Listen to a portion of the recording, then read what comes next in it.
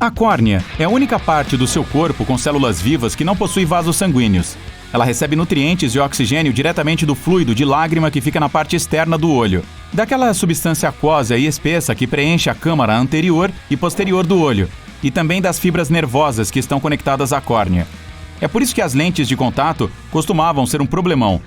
As antigas reduziam o fornecimento de oxigênio, já que a córnea recebe a maior parte desse gás do meio externo. Esse problema foi resolvido, ou pelo menos reduzido, quando as lentes de silicone e hidrogel chegaram ao mercado. As outras partes de seu corpo que não têm vasos sanguíneos são as unhas, cabelos, camadas externas da pele e esmalte dental. Você já percebeu que seu suor às vezes fica com cheiro de cebola após o treino? Mas não há nada com que se preocupar. Existem 2 tipos de glândulas sudoríparas em sua pele. O primeiro fica localizado em certas regiões do corpo, como na virilha e nas axilas. Essas glândulas produzem um fluido oleoso específico, que é responsável por certas experiências emocionais. O outro tipo é bem mais comum. São glândulas distribuídas por todo o corpo e responsáveis pelo suor que temos após uma atividade física intensa. Esse suor resfria o seu corpo à medida que vai evaporando. Ele é composto por 99% de água, então é praticamente inodoro. Bem, pelo menos quando sai dos poros e chega à superfície da pele humana. Mas há muitos tipos de bactéria nela, que se alimentam dos nutrientes desse suor, junto com as escamas cutâneas.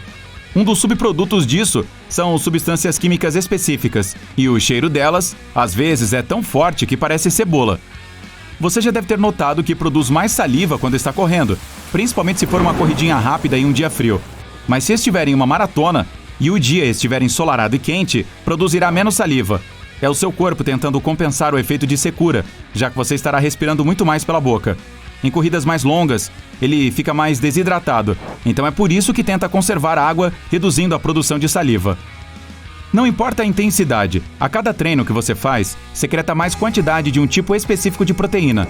Ela torna a saliva mais viscosa e pegajosa.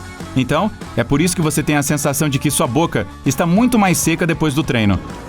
Os humanos enxergam tudo com 15 segundos de atraso, o que significa que seu cérebro está sempre mantendo você um pouquinho no passado. Dessa forma, ele ajuda a estabilizar a visão do mundo ao seu redor. Seus olhos recebem uma quantidade gigante de informações visuais. Sim, milhões de cores, formatos e movimentos em constante transformação, para onde quer que olhe. O mundo visual muda o tempo todo por causa das mudanças de ângulo, luz e de outros fatores externos. Sua percepção visual muda, pois você precisa piscar. Além do mais, sua cabeça, olhos e corpo inteiro estão sempre em algum tipo de movimento. Seu cérebro teve que estabelecer um mecanismo que possibilita criar uma estabilidade ilusória. Ele suaviza sua percepção visual sem analisar cada detalhezinho do que você vê. É como uma máquina do tempo. Você percebe uma média das coisas que viu nos últimos 15 segundos em qualquer momento. O cérebro junta objetos, então eles parecem ser mais parecidos uns com os outros. É por isso que ele o engana, o fazendo acreditar que está em um ambiente estável. Se esse órgão o mantivesse atualizado em tempo real, você perceberia o mundo como um lugar muito, muito caótico, com mudanças constantes em movimento, luz e sombra, e teria a sensação de que está alucinando o tempo todo. Seus ossos são bastante fortes, mas seus dentes, que também fazem parte do sistema esquelético, são ainda mais duros na queda. Isso por causa do esmalte, que é a camada externa do dente e mantém o tecido e os delicados nervos dentários em segurança. Sabia que você queima calorias enquanto pensa? Quando descansa e não participa de nenhuma atividade fora do básico, que inclui a digestão, respiração e manter o corpo aquecido, seu cérebro só usa 20 a 25% da energia total do seu corpo. Isso significa que ele queimará entre 350 e 450 calorias por dia sem fazer nada. Não somos os únicos no reino animal com esse mecanismo. Alguns mamíferos pequenos, como o minúsculo sagui pigmeu e o musaranho das árvores, direcionam a mesma porcentagem de energia total do corpo para o cérebro. A maioria da energia que ele queima é para ajudar suas células, os neurônios, a se comunicarem umas com as outras. Elas fazem isso por meio de sinais químicos que o cérebro transmite através de sinapses, que são estruturas celulares especiais. Aí, o órgão direciona um monte de energia para as sinapses, para fazê-las funcionar.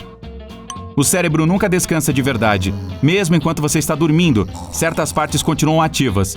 Ele precisa de combustível para funcionar. Então você acaba queimando calorias enquanto dorme. Quanto mais complexas forem as tarefas que fizer ao longo do dia, mais calorias queimará.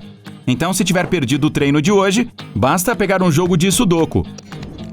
Você gosta de tomar sorvete muito rápido? Às vezes é necessário, mas se faz isso com muita frequência, provavelmente conhece a sensação de congelamento cerebral. É algo intenso e desconfortável que surge na testa ou laterais da cabeça logo após beber ou comer alguma coisa gelada, como bebidas com gelo, sorvete ou picolé. Tem gente que sente algo semelhante quando se expõe ao ar frio. Os cientistas ainda não sabem exatamente por que isso acontece, mas uma das teorias diz que a substância gelada estimula um emaranhado de nervos localizados na parte de trás do palato. Outra teoria afirma que os vasos sanguíneos do céu da boca e dos seios da face se comprimem rapidamente quando a temperatura da boca cai, para depois se dilatarem de novo. O congelamento cerebral não é algo perigoso, então não se preocupe com isso. E não, se inclinar sobre a mesa, gemer ou apertar a cabeça entre as mãos não vai ajudar muito. Tem gente que adora dormir muito. Ei, eu me identifico. Mas há pessoas com uma síndrome que as ajuda a dormir tarde e acordar cedo. Elas são imunes à privação de sono. Cerca de 1% da população tem isso. Mesmo com poucas horas de sono, esses indivíduos se sentem ótimos depois. 6 horas de sono por noite é mais que suficiente para eles. Essa quantidade traz duras consequências para a maioria das pessoas após algumas noites. Normalmente, o olho humano possui 3 cones. Isso significa que conseguimos reconhecer aproximadamente 1 milhão de tons diferentes nos espectros de verde, vermelho e azul.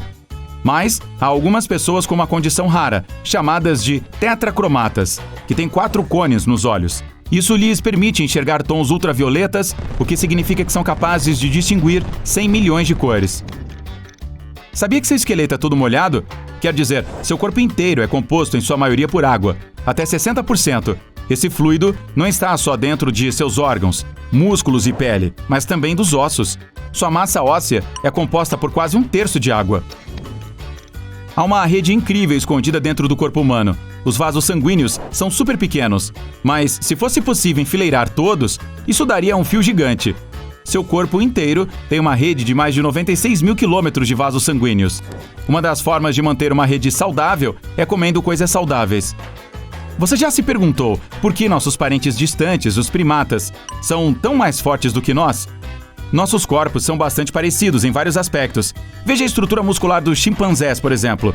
Mas nossos parentes primatas mais próximos são cerca de 1,35 vezes mais fortes que nós. O corpo humano desenvolveu mais fibras de contração lenta, comparado ao resto dos primatas. Esse tipo de fibra muscular é menos poderosa, mas nos torna mais resistentes e nos permite fazer coisas como coletar alimentos e caçar, atividades que ajudavam nossos ancestrais distantes a sobreviver. É por isso que conseguimos correr uma maratona. Um macaco jamais seria capaz de fazer isso, mas perderíamos para eles em competição de força.